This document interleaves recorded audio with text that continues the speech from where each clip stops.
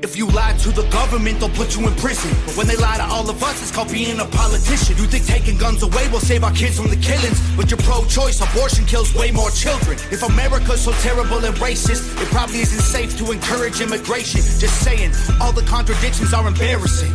You know who hates America the most? Americans. But we are all the same. We are red, white, and blue. Ashamed to be American? Okay, that's cool. Because honestly, we are all ashamed of you too. Y'all are so fake. Oh no. The forecast said that there'd be snow. All right, kids, time to jump in the car. Jailbird Joey is driving, and we're about to make that wide right turn. Gonna change it up a little bit from our regular format where Tom and I get together, chit-chat. Tom brings up a topic that's been burning and itching in his mind, and we just kind of go freelance with it. But Tom's real busy right now. He is at the end of his first week of the legislative session as a freshman legislator in the House of Representatives. And so we're going to kind of move into an interview style. I don't think it's going to be fumbling the freshmen, but we're going to find out what it's like for a freshman lawmaker to deal with what they're dealing with, what they're seeing, and how they're handling it. So we're just going to jump right in. Everybody knows my guest, of course, my co-host, who is now in the hot seat, Tom Kelly, representative from House District 30 down there in Sheridan. Tom, welcome back, bud. Thank you. This is officially my first time on the show as a sworn-in representative. So this is the first time Representative Kelly's actually on wide right turn. I'm a completely different animal now. I've been completely consumed by the swamp. I've already flipped on every issue I had, and we'll probably be doubling that supplemental budget. That sounds about right, because, oh, no, wait a minute. You don't get to vote on that in the next 36 hours. And in the next, well, now that we're recording this, 17 hours, Joe Biden won't be president anymore, so we don't have to act like that. Hopefully that'll turn all them redcoats back into conservatives. We'll have to wait and see. But like I said, what I'm going to do is I'm going to open it up to Tom just a little bit with some kind of general questions. Find out what it's like for a freshman legislator going into the first session and then having his first week out there. So, Tom, you spent about a week in Cheyenne, maybe give or take a little, doing some training the week before. Don't really need to get into the details of what the training was. I'm sure that'll be dry and boring policy and procedure. But with what they told you, taught you, trained you, what you expected, was it anything like your first week, and was that training helpful getting through your first week? Well, the training was very helpful because knowing the procedure and how we were going to follow things down to the point where the Legislative Service Office, LSO, gave us a literal script of how things go on the floor and how to follow it, down to the point where sometimes if you're not sure what to do, you could literally consult that script at that point so you say correctly at the right time. But more so, even more important, is that the veteran legislators, regardless of ideology or party, have been fantastic in genuinely assisting all the newbies find our footing. So there have been, that not that I can tell, any moments of gotcha. There have been nobody trying to take advantage of ignorance of new legislators. Let's see, Representative Yin is, he's better. I sit by him in the back. I mean, he's better than like having Alexa or Siri at my beck and call. I mean, he knows everything. He's like the human embodiment of Wikipedia. So if you have any questions and you're a new person, somebody is willing to help you out. So there were no big surprises for me. I would say the biggest surprise in the first week, not so much in how the chamber works, but how committees work. Because my first week in committee, my first meeting in a committee, I think I was a little unprepared for how quickly things move. And I don't think that really caught me like per se with my pants down. But when I was still like contemplating stuff, thinking about questions, thinking about where to go next, they were moving on to something else. And I realized that my train of thought was moving too slowly, to do what I wanted to do. And we come back more in detail later about what happened in that meeting, because that bill that I ended up helping to kill has been a point of contention all across the Capitol, talking to both reps and senators afterwards. Okay, so it sounds like you got in with a fair idea on how to operate, and whatever's going to happen between policy and personalities on the floor is going to happen. But everything we heard from the media leading up to this session hasn't played out much in the first week, if I'm hearing you correctly. The slings and arrows and we're going to hang the Freedom Caucus out to dry and we're going to set them up for failure. I know it's been very calm and productive over in the Senate. There's been a couple of little fireworks displays early on, but it looks and sounds like everybody in the legislature across the board is just ready to go to work. Yeah, and that's what I'm seeing too. I'm seeing people who have their agendas. There are people who have their priorities, and people are doing the best they can to address them. I've heard representatives of all political stripes say that when we waste time on the floor arguing minor points, that's the sound of your favorite bill dying, because we have this, I wouldn't say relatively, this is a very short legislative session compared to other states. And the so-called fireworks, I love reading the news reports. I read as many as I can. Number one, so I could find out what's going on in the Senate, since I'm not there. And, those reports come out sometimes within minutes or hours of something happening, but also so I can see how whatever I said is being portrayed in the news. And so far, kudos to Joseph Badeau and Leo Wolfson and whoever else has covered me at this point. Wyoming Public Radio. Everybody's been spot on. Obviously, you can't include everybody's complete statements and complete context all the time because so much is said. But media coverage has been fair as far as I can tell. I would say, though, that maybe there's a little bit of amplification about division and fighting in the chambers. Like, I'm sure you've seen some news articles about some of the debate on the What is a Woman Act. And there are some sound clips that have made their way to media, made their way to social media that people have gotten really fired up about. But at the same time, if you're actually there in the chamber listening to the discussion and watching how people interact when they're not at the podium, you're not going to see that same type of contentiousness that sometimes you see in the media. Have yet to feel the type of divisiveness we feel generally in the country, or that we see in social media. And it really, I think it really illustrates how much of the political divide in the United States is a media creation. And don't get me wrong, people are polarized on their viewpoints, but it seems to be that the extremes are the loudest on social media. And the biggest points of contention, of course, are what is covered in the media, because that's more interesting than talking about, well, everybody on the committee got along and they voted 9-0 to pass the banning DEI. So there wasn't a lot to talk about there. But we will have something coming up very soon. My next meeting, my next committee meeting in Judiciary is House Bill. I've got to make sure I get these numbers correct. I'm pretty sure it's 172. Yes, House Bill 172, repeal gun-free zones and preemption amendments. There's a lot of activity over this, in phone calls and texts and emails and interest groups, and there's a lot of people focused on this, and this is a highly divisive topic. But I can still tell you, despite how divisive a topic this is, despite how strong feelings are of constituents and representatives, I have seen no animosity among members of the legislature or the committees. Even when we have a vote like we did in Judiciary, my first session, we voted down House Bill 49, which would have amended the court treatment program. The court treatment program being where somebody has a substance addiction, and rather than putting somebody addicted to drugs into jail for doing things that people do once they're badly addicted to drugs, they can be diverted into a drug treatment program in lieu of going to jail. And of course, if they don't keep up with it, then they go to jail anyway. I think that's a great idea. There are often people that need help and not punishment. Sometimes that addiction is a form of self-punishment, having worked with people who have mental health problems. Well, I'm going to keep going with this because this one's really burning in my head.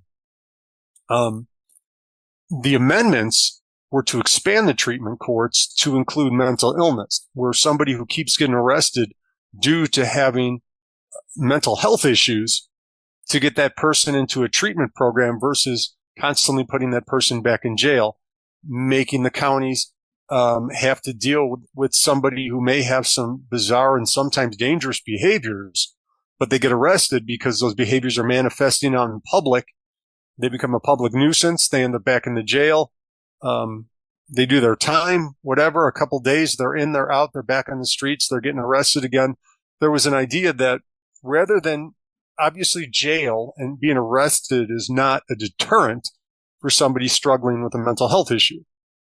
Like we have the treatment courts, why can't we get these people into some mental health care program?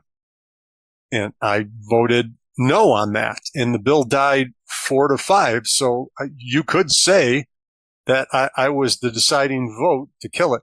And I wasn't the last person to vote. The representative who voted last did vote no. So technically he was the guy who killed it. But any one of us in the 5 could have flipped our votes, and this would have passed 5-4 onto the House. So that was a very contentious issue, and I can come back more to the details of that. But the point was, on a staunchly divided committee on a big ticket issue, there was no loss of civility. Everyone was cordial and polite and professional afterwards, and still are, and we're talking about steps going forward. So even as bitterly divided as we were on the issue, there's not that bitterness among the reps, at least not that I'm sensing. I don't know. I might be getting cursed to all hell behind my back, but, ignorance is bliss, I guess, if that's the case. Yeah, I say just give it time. We're just out of the first week, and we got about 7 more weeks to go. But I will agree with you. Anybody who spends time in the legislature realizes that everybody shows up from across the state, puts on their Sunday best, and gets all their pointing from the floor up into the gallery, clappity clap, you're special for this, I'm special for that. And then it just goes away and the work starts. And normally that starts either Thursday or the first Monday after opening. And yeah, I've never seen it really play out too often the way the media portrays it. I've always been the sledgehammer. I've always been a firebrand, and I'll bring you, this is problematic, maybe in a energetic tone, but I've really never seen a whole lot of face-to-face standoffs. I have seen them. I've seen violence threatened. I've seen shouting matches in committee meetings, but normally that'll take a little bit more time, and I don't think we'll ever actually see the totality of what the media tries to portray to us sometimes. So you started the session on Tuesday, and I think that runs about 10 a.m., and you got a lot of procedure, a lot of pageantry going on that day. Everybody's swearing in, getting to the first few things. The next day, all morning long, is Governor Gordon jaw-jacking about pickpocketing everybody in the state, and we'll get into that in a second. So the House really sits down and starts working halfway through or in the afternoon on the second day. Were you surprised to see how quickly, hey, we're not out here arguing and debating bills and voting on bills, but bills are being assigned to committee meetings are being scheduled. It is going now starting day 2, or was that to be expected? Where did you feel once you got out of the whole circus atmosphere the first day and a half? The first day, after we got sworn in and Speaker Nyman started handing out bills, we went into recess so people could spend time with their families, and my family had already left for the day. I was actually, if anything, a little surprised we didn't do more work on the first day, because I was really expecting that we were jumping out of the airplane, dropping our parachute and running as soon as we hit the ground right into battle. And it wasn't so much like that. So the first day was a lot of, it was almost like a party atmosphere. It was very celebratory. Got to meet people, got to have people meet my family. I saw you there. You took a great picture of me and the kids. I put that up on Facebook. And then the next day, of course, we had our committee meetings. Then we went into Governor Gordon and the state of the state, which is pretty much just, well, at least, we get a workout, the standing up and clapping and everything and everyone. I am one to speak my mind. I think the standing ovation is overused in the chamber. Is that I understand the applause for things we like or for people we respect, but the standing ovation for, I would say, fellow members of the government, sometimes I kind of feel like I don't know. It's overdone. But anyway, if that's my biggest complaint in the first week, things went pretty well.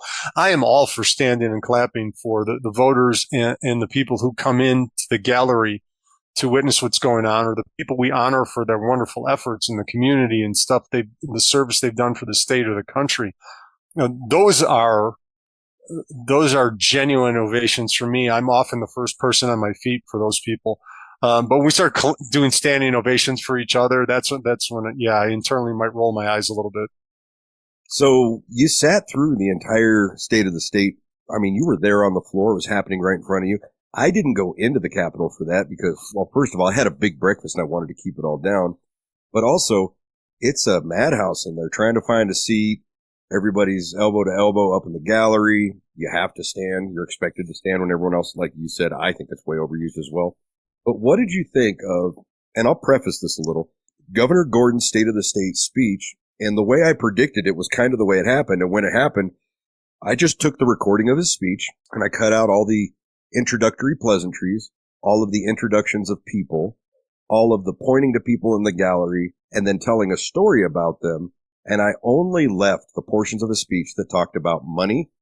And most of the time he did exactly what I said he was going to do. He was going to point to someone in the gallery who he said it was important and did something special, what they did and why we need to fund that thing more. And then turned around and said, this is a conservative supplemental budget. Don't be cheap.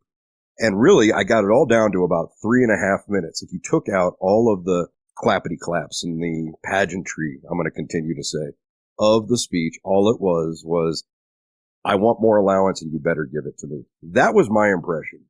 What did you get from the governor's State of the State address? I got, first of all, that Governor Gordon is very adept at reading the room. He's very good at that when he's speaking. And when I say reading the room, I don't mean the literal room in this point. I mean having his finger on the pulse of the country and the state. He gets what happened, that the Freedom Caucus victories in the summer were not a fluke, that this was a statewide movement, that Freedom Caucus chapters across the country made big gains, not as big as Wyoming, but there were many moderate and traditional Republicans bounced all across the country. Donald Trump won easily. Anyone could say what they want, that he got 49.9% of the vote, but he didn't fall to 49.9 until California was still counting 3 weeks later, when 2 Republican seats magically got flipped in the final days of counting by a couple dozen or 100 votes. So Governor Gordon understands the country has taken not so much just a conservative turn, but very much a populist turn of just regular people really sick and tired of footing the bill for massive groups, massive projects, international forces, international corporations, whether they agree with what they do or not. So he spoke to that when he talked about, the mineral industries being open for business again. That was one of the things I jumped to my feet right away, because whether he means it or not, and I am not cynical to think, he's just saying that for the applause. I know some people may think that. I think to myself, I hope he really means that. And you know what I've said before, we reward good behavior. When he speaks about revitalizing coal, oil, and gas and open up rare mineral deposits in the state, that's something I'm going to jump to my feet and clap for, so people around me can see that I'm all on board with that. I did hear about the supplemental budget, and when he did talk about, he did say correctly, it's for emergency and urgent and unforeseen circumstances. And I did quietly go back through my head to all of the things I read in supplemental budget, which did not come across to me as being an emergency or unforeseen.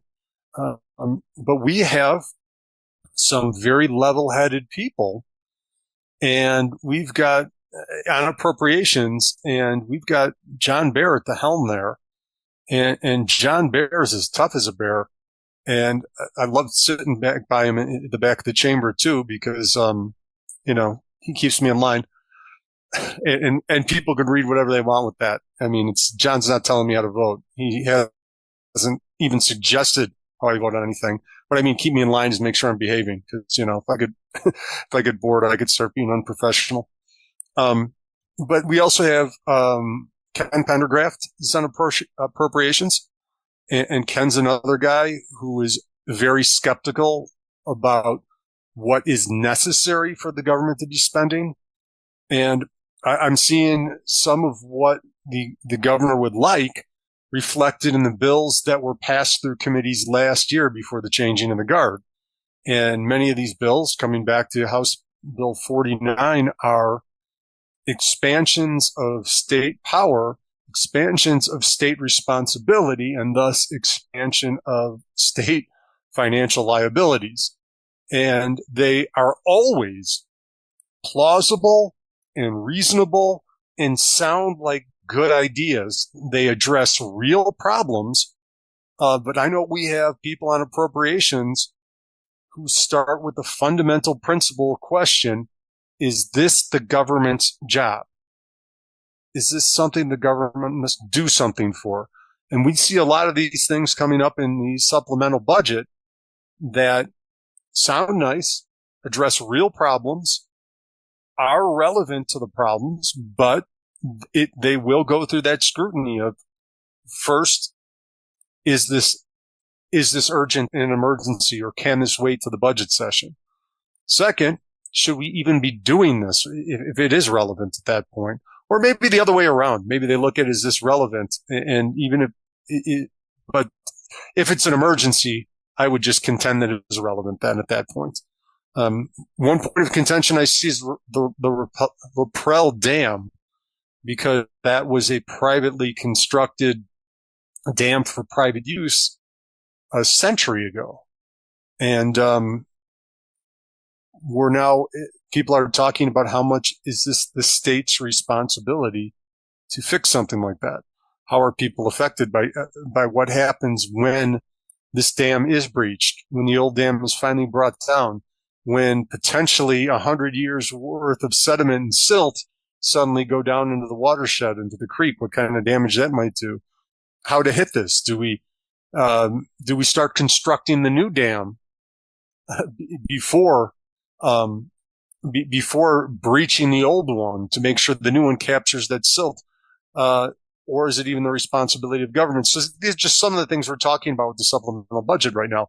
I know some of the things that personally I don't think belong in the supplemental budget are, and we talked about this before in past shows, the expansion of Medicaid or increased Medicaid spending. This is an emergency. It has to be done right now. Well, when have we ever heard of a government social program where the agencies weren't saying we need more money and we need more money right now? Every social program in every state, every day of the week, you ask the people in charge and they don't say, we're flush with cash, man, keep it. They're always saying they need more money. So I don't see it as an emergency. And even if it is, how could that be unforeseen when agencies are always asking for more? Yeah, it's kind of predictable. That's how I predicted almost exactly what the governor is going to say. And I want to say he didn't disappoint. Let's just say he didn't fail to make my prediction untrue. He's always, in my mind, been disappointing. And specific words he used. This is why I'm recommending an increase in Medicaid spending. He said it specifically. Not we need to look at how to A, B, C, or D and actually fix the problem. Not just address the issue, fix the problem. So where it's not a problem anymore or in the future. I believe he brought up, he wants his Medicaid expansion because they don't have obstetric care in Evanston anymore. Which is funny because last time I checked, Wyoming is a pretty frontier rural state and had always gotten along for, I don't know, probably until the 80s, largely on midwifery and doulas. And where is the association of midwives and doulas or the promotion of, hey, you don't have to go to college and get a medical degree and get into all this government-owned hospital business. You can be a private professional practitioner of this thing that Wyoming survived on forever. Now, the concern I have about the dam, whether it was privately built or not, is now the state has become reliant on it, at least in certain areas. Once the state got into bed with the dam, they did what they do with every other municipality. Deferred maintenance, deferred maintenance, deferred maintenance, emergency. Rawlins has done it with their water supply. They still have wooden frickin' pipes in some sections of the city of Rawlins. I think that rebuilding the dam, doing whatever you got to do, that's addressing the issue. I don't know where the money should come from or what year it should be spent in or budgeted in. but you haven't fixed the problem because all you're going to do is ignore the new dam and defer the maintenance until you get into another emergency. We've had this problem multiple times before. And I think one of the things the legislature needs to take up is, okay, we've addressed the issue. We've set aside some money. We're going to fix this specific issue. But how do we address the problem so that the rest of our infrastructure isn't continually failing? And that's the follow-up that I never see. It's a fight over the dollars versus the principles of spending it versus the principles of, is it even government responsibility? And once you figure out the answer to that, either somebody walks away with the dollars and says, ha ha, and the other side never fights to fix the problem later, or the money doesn't get spent, and the guys that basically stood up for legitimacy of government and fiscal conservatism get demonized. We still need to address things like deferred maintenance and the failing infrastructure we have here, because it's not going to get any better and it's never going to get any cheaper. The one thing that I did see as a legitimate emergency expense, the dam maybe a little bit, but that doesn't, like I said, that doesn't fix the problem. It addresses the issue. The first $53 million to replenish the firefighting funds. Bet. No problem. We spent that. It was an emergency. The coffers are empty. But why 2 times more than that in additional spending? That is not an emergency, even if it's recovery and relief. So I think we need to be very careful and very deliberate when we're talking about supplemental budget spending. And I see you guys in there doing it. I see you having the conversation with me about it right now. But there is a lot of things going on out there that it's not actually fixing a problem. You're plugging the hole in the dam with a bunch of money. That's it. You're not fixing any problems. So I'm glad that you're in the posture you're in and you're recognizing some of the things that are happening and some of the people that are doing it. But I got to tell you, I am not really thrilled. Of course, Governor Gordon didn't disappoint. He gave me exactly what I was looking for, which is why I felt I didn't need to be in the room. But after that speech ended, everybody got their clappity claps. You went probably to a committee meeting. I doubt you took a full lunch break. And then we're right back out on the floor, committee of the whole, a couple of times later in the week. What bills did you see come up in the House? Not just in committee. We'll get to committee towards the end.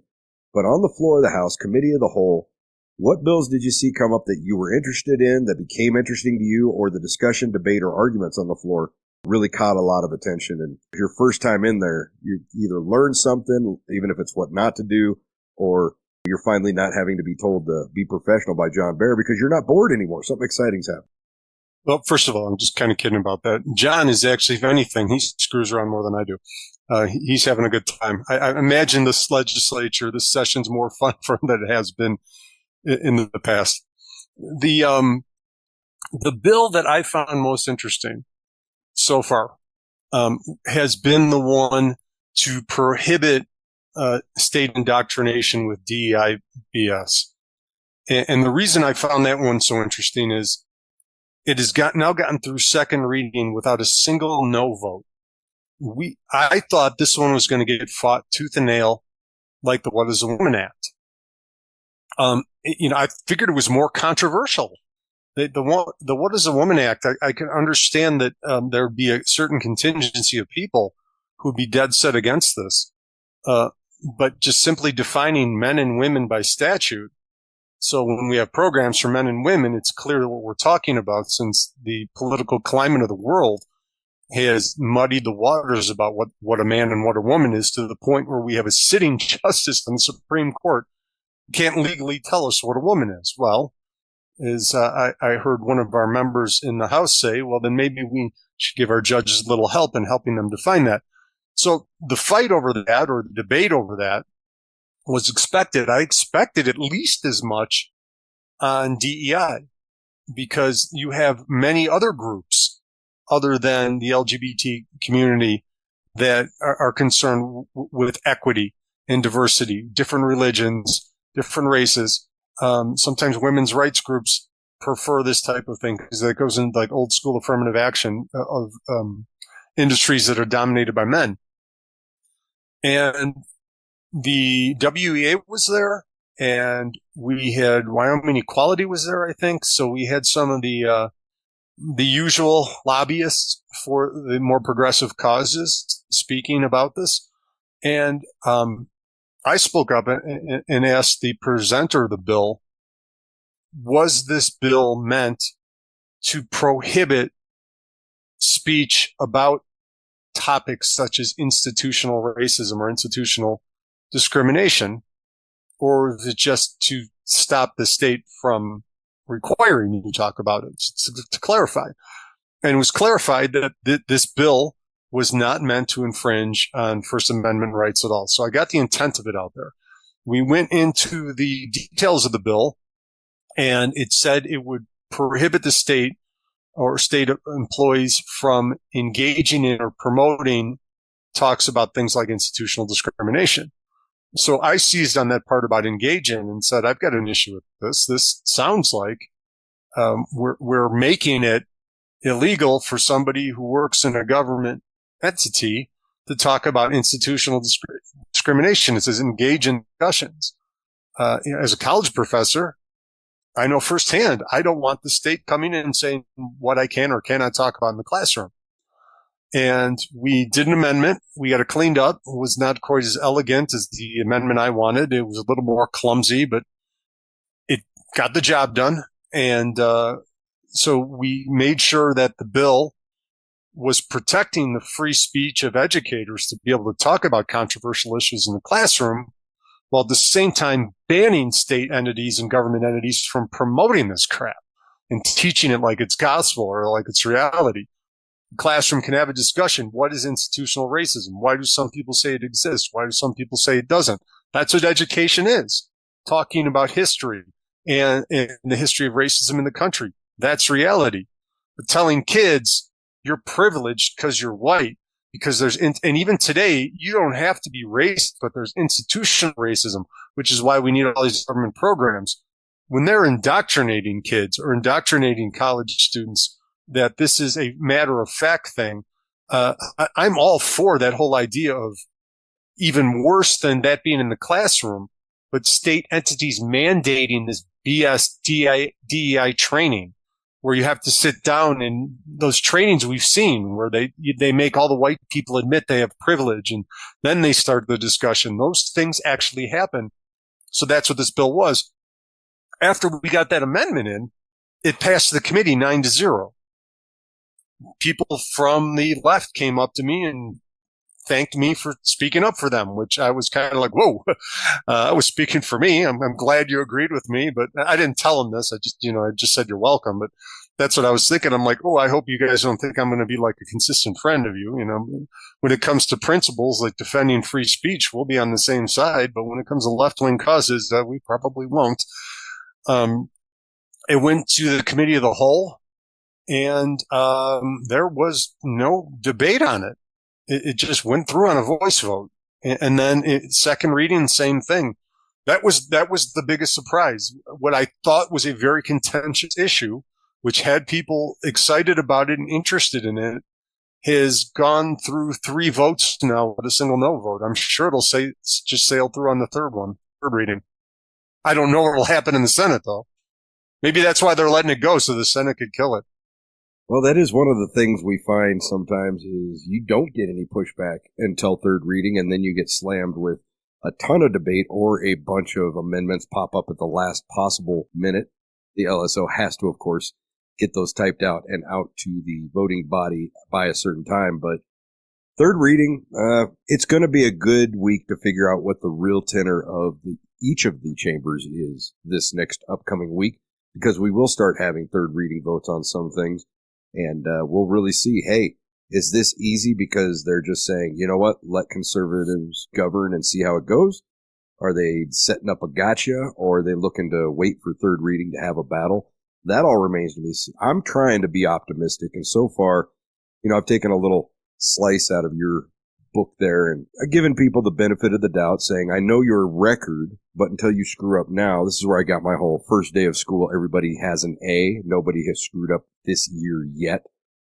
And I'll hold everybody equally accountable, but I'm not going to go after somebody for something I think they might have done because of something they did before. And it seems to be working out okay. I've actually gotten a few more contacts, a little more openness from some people that were Joey adverse earlier, and we'll see how it works. But that third reading, let's give it the next week before we start taking too many victory laps. We'll see what it is. But that is something that'll happen. Whatever bills you all pass, we'll go over to the Senate. They'll go through the same process. And I'll definitely report back to you guys on anything we talk about with Tom from the House, what I'm seeing over on the Senate side. So, Tom, we kind of talked about a couple of bills. I would like to get into the What is a Woman Act and how surprisingly uneventful. I mean, there were conversations that were had. There were statements that were made on the floor. One of the Democrat representatives did get a little volumetric about show me your genitals if you're going to come. And it was kind of entertaining for me, but I thought it was a fairly lackadaisical posture, even with some of the passions that were in the room. What was your feeling on the floor debate for the What is a Woman Act? This might be one of the things that gets me in trouble, but I am a political scientist by trade, and I do study these things. And even though while I'm not really big at picking up social cues when I'm having a one-on-one conversation, when I am a third-party observer to communication, I'm usually pretty accurate in what I'm seeing. And I'm a little disappointed at watching the political theater because as I think to myself, we all know what the votes are here. We all know who's going to go which way already. When it comes to something like that, there's really nobody sitting on the fence. We come into a vote like that, it's pretty clear how everybody's going to go. So I ask myself as I see something, and there was more than one rep who went up there and started going off with what I think is a ridiculous concept that suddenly there'll be genital checkers or whatever at restrooms. Because for hundreds of years in America, we had men and women signs and we just used the honor system and we figured that's what it would be going forward. The purpose of the bill is so we've got a legal definition of man and woman for things like women's sports or women's scholarships or whatever. Whenever we refer to men and women in statute, now we'll have a legal definition of what that means. I don't think anyone presenting those arguments, and this is just my opinion because I can't look inside somebody's head, but I don't know. These are intelligent, articulate people I work with. I doubt they really believe what they're saying, that they really think that this type of thing is going to happen. So I ask myself, to whom are you speaking? You're not convincing anyone in this room. There's no one suddenly going to go, oh, I don't want them checking my junk in the bathroom. I'm going to vote no against this. And I'm thinking, are you speaking to the cameras? Are you speaking to the media? And then that my mind wanders a little bit further to, why are you here? Are you here to represent your district? Are you here to translate the wishes and needs of your community into state policy? Or are you here to make a name for yourself? Are you here for the attention? It comes across to me as grandstanding. And maybe this will come back to bite me because at some point I'll give some impassioned speech and people will think I'm out there grandstanding at that point. So I could be wrong on that. But the reason and I think of that is because when I speak passionately about an issue, you won't see my demeanor turn on a dime. Like I won't be standing there smiling and joking with my fellow compatriots, grab a microphone and speak fire and brimstone, and the camera's off me. I'm back to joking and laughing with my fellow compatriots. When I get fired up about an issue, I'm fired up before, during, and after. So maybe that would be the difference on that. That's really what I thought about it. I was thinking about no minds are being changed right now. To whom are these comments being addressed? Yeah, and I'm going to take a couple of your statements, and I don't know if I'm going to challenge them. Please feel free to not respond because you have to work with these people every day. But one of the speeches, well, it wasn't a speech. The responses I heard on the floor was yours. When I'm going to leave them unnamed. If you want to know, go watch the YouTube video from Thursday in the House, the PM session, and you'll see what I'm talking about. But a Republican who's currently in a lawsuit arguing over how conservative he really is and a mailer was lying about him, I believe that's who it was, got up and said, why don't we just do the birth certificate? You're born, it says male or female, and that's what you are the rest of your life. And made kind of this big deal out of his short-sightedness. Not only the fact that we haven't decided what can and can't be on a birth certificate yet, we're also not the only state in the nation that issues birth certificate. I remember your testimony was about 2.5 seconds. To the previous speaker, just be reminded that other states do issue birth certificates and they allow for gender changes afterwards. And that was it. It was just a cut and dry, hey, you don't seem to be seeing that even though Wyoming is a sovereign state, we still have people from everywhere else coming in here and doing stuff. And that shows me that they either really believe in the whole it's not happening in Wyoming and they only think with a Wyoming mindset, or they know damn good and well and then they go and play stupid. And the perfect example I have of that, you said you work with some incredibly intelligent, well-spoken people, but you also work with Representative Lloyd Larson. And this was his almost question, I think, on the floor during the What is a Woman Act debate. Representative Larson Lloyd. Thank you, Mr. Chairman, and to the good sponsor of the bill and to the last speaker. I'm left in a little bit of confusion because I guess first I'd say I think defining what a woman is and a man is has value. And I think that we're in a time in our society that, I didn't think we'd see that we somehow have to define that and get it in place. So I heard the sponsor say what we're doing is defining what a woman is.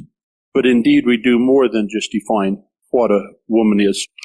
So I don't know what any of that meant other than he seems to be acting surprised that we even need to define man and a woman at this place in time. And he's a little confused over a definition. That's really all the bill is. It's going to affect other bills, and it does have other provisions saying, hey, if you're in a government employee at a government department, you can't violate this definition. You have to follow this definition. But I find it very hard to believe that Lloyd Larson doesn't know why we need to have this conversation, or maybe Lloyd Larson knows exactly why we need to have this conversation and doesn't want to have it, so he's playing dumb, because just 2 years ago, he was celebrating his legislative aid for the session, and it is somebody that I think everybody in the state of Wyoming knows. Ladies and gentlemen, Representative Lloyd Larson and his very good friend, Kappa Kappa Gamma's very own, Dallin James Langford, also known as Artemis Langford.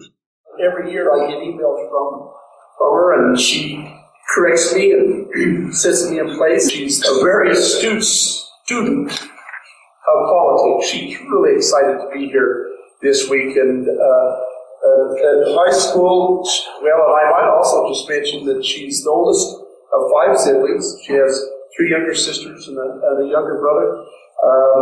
She's a member of the speech and debate team and captain of the school's mock trial team, and is a proud vestry member of the Lander Trinity Episcopal Church.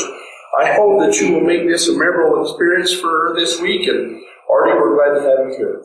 So I'm not going to get on Lloyd Larson's case about certain things.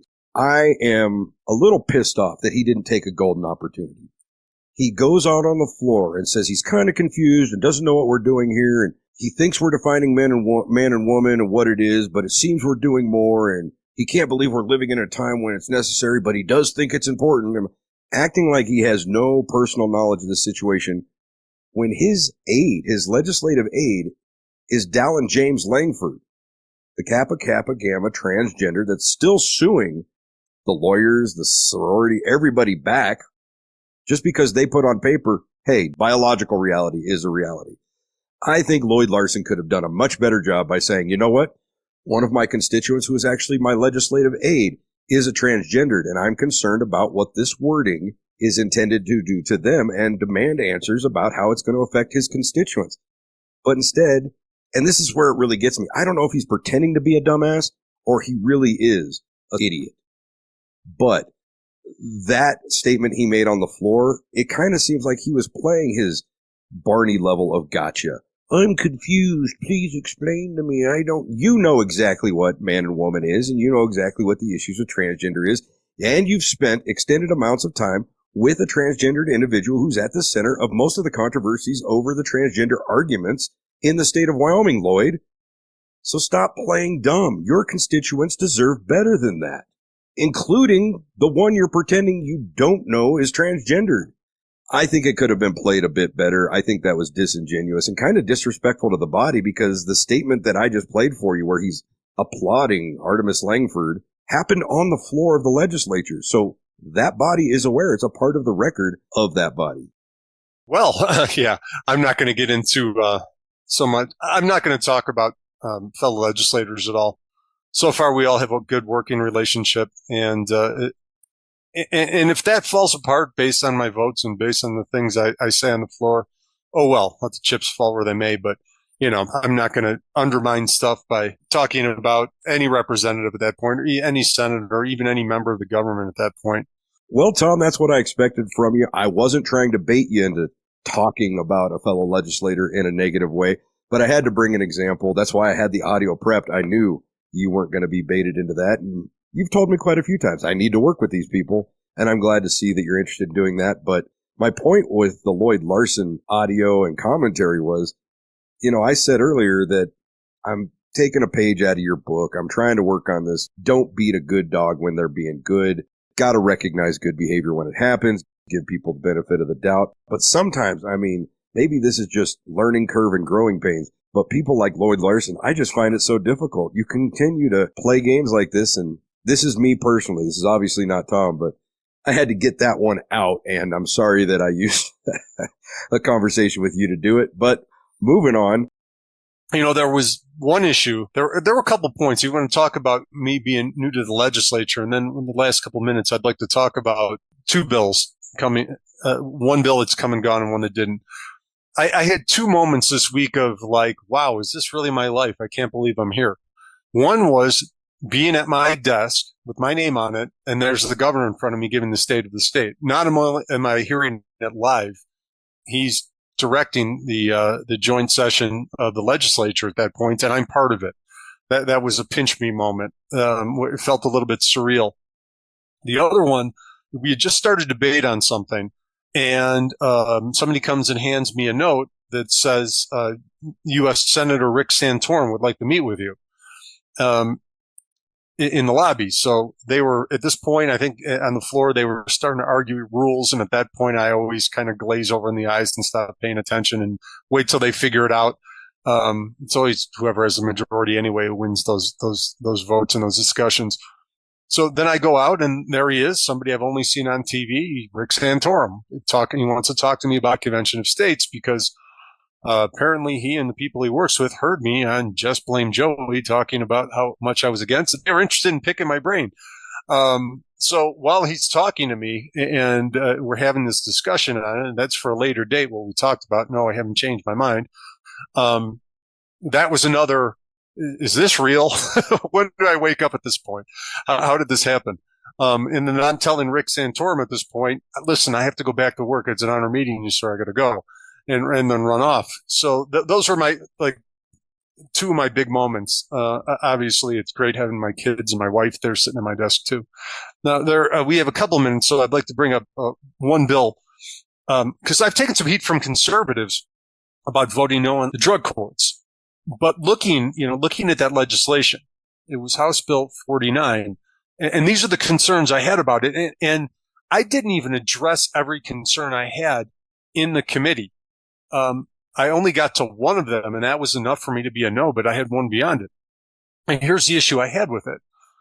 It talks about a participant in the mental health court is, quote, a person with a mental illness or a dual diagnosis who is committed or alleged to have committed an offense, including those who had law enforcement contact for such offenses with or without arrest. That was added into there.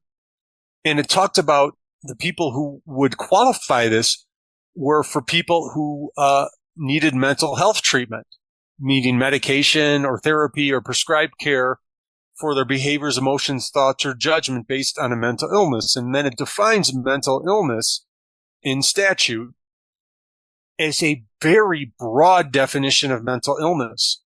It could encompass anything. So my first thought on that was, do they have to have a previous medical diagnosis of mental illness to qualify for this? And I didn't see it in the bill. So I asked the presenter, can I clarify that one does not need to already previously been diagnosed with mental health to take advantage of these services? And they said, yes, that's correct. I'm like, thank you. I was afraid of that. That anybody could go in there and claim mental illness and void a conviction by going into this program at this point. Now, people said, well, no, they've got to be evaluated. They've got to be evaluated for mental illness. But this isn't like substance abuse or addiction where you just do a blood test and you can tell if the person was using or not. There's no blood test for mental illness. In fact, anybody can just go online now and have ChatGPT tell them what to say to a psychiatrist, how to answer questions to get diagnosed with depression, anxiety disorder, obsessive compulsive disorder. Just about anybody who's in jail right now or in prison could probably be diagnosed with antisocial personality disorder, oppositional defiant disorder. So it just opened up the floodgates to anybody, whether they had a diagnosis or not, to want to do this. Now, opposition to me have said, oh, then that's not going to happen. But they didn't even think of the circumstances of somebody who truly has a mental health issue. Maybe somebody struggles with suicidal thoughts and depression, doesn't have insurance because they can't hold down a job. But they're not criminals. But under this new statute, hey, if I get arrested a couple times, I can get treatment through the state. So I agreed with everybody on the idea that there are suffering people in my lifetime I have worked with, people I have befriended, people that I have come to love in my life, have dealt with these mental health issues and still do. And those people need help, not punishment. This was not the correct way to do it by just opening the floodgates where anybody could claim mental illness without a diagnosis, and avoid conviction. That was another thing. The drug court, you have to have been convicted of a crime, and then you have the choice of jail or drug treatment. This was, you could avoid conviction by claiming mental illness. It looked like a terrible idea, so I voted no. I thought maybe we could bring amendments later to the House. I dismissed that. I'm like, I'm not going to vote yes on a bill and hope it gets fixed in the House and pass it on at that point. This will probably come back up in the Senate. We'll hear from it again, but I hope they come with something more restrictive to make sure that somebody has to have a conviction and a previous diagnosis of mental health. And then so this person doesn't just keep running through the system, and you've got documented evidence this person truly needs help and is not taking advantage of the system. That could be a yes vote on that. But in this, it was just a bad one. And here's the other one, because I am just getting my stuff blown up on this one. It's House Bill 100. Have you heard of this one, Joey? I looked into it a little bit, but I didn't see it scheduled for committee debate, so I haven't really got on it yet. Not yet, but this is the one I'm getting hit the most on, and it's all against it so far. And there are so many form letters, and the same talking points are said over and over, so I could see it's a coordinated campaign. And hardly anybody, maybe a few of my constituents, have come out and said they were against it. I've written an op-ed on that, and I'm hoping it gets published soon in the Sheridan Press and or Cowboy State Daily. I need to explain this one for anyone who's listening, because even conservatives are kind of like they don't understand this one sometimes. It reduces the requirements to teach, the state's requirements to teach in Wyoming down to passing a background check and being 18 years or older, and that's it. And people have just taken that and run with it. We'll just say, well, great, a kid could walk out across the stage, get his diploma, and walk right in the classroom and be a teacher. High school drop, you don't have to graduate. You could be a high school dropout and teach high school. This is going to undermine the profession. This is going to kill morale. This is going to, it's the apocalypse for public education. And people are missing the point that it goes on to say that the local districts set the standards that they need. And it doesn't do away with state certification. The state certification process is still there. It's just no longer required to get hired by the state. A district can still require state certification. If they want it, if a district's really worried about this, then they just adopt our policy. The school board comes out. We will abide by the state certification program. But so why do it?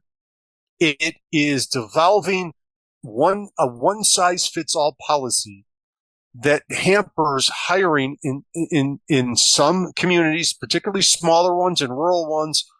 And especially, we are expanding our career and technical education, things like teaching welding. Do you think it would be easier to find a professional welder who's also a successful Little League coach? So he knows how to communicate, he knows how to work with kids, and he definitely knows how to weld, to come in and teach a high school welding class part-time than it would be to find somebody who's gone to college and become a school teacher, and then decided to go off and go into the trade and get trained to be a welder too.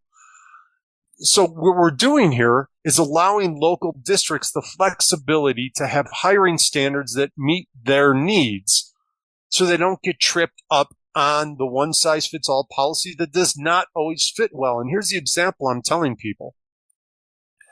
I was a public school teacher for years. I taught world history. I taught American government. I taught U.S. history. I taught current events classes. I was a special education teacher.